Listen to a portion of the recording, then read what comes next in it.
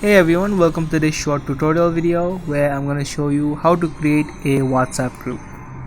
If you want to create a group on your WhatsApp for any reason, let me show you the process of doing it. Open up your WhatsApp, and once you open up the app, all you do is tap on the green icon that you see on the bottom right.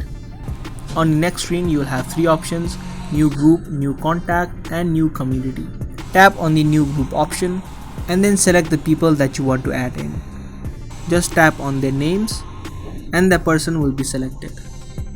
Again, repeat the same process, and once you selected all of the people that you want to add in the group, tap on the green arrow that you see on the bottom right and the group will be created on WhatsApp. And after that you can message on the group as you normally do on the WhatsApp chat. So that was a quick and easy video. I hope you guys liked and found this video helpful. If you did, make sure to subscribe, share, and also give this video a thumbs up.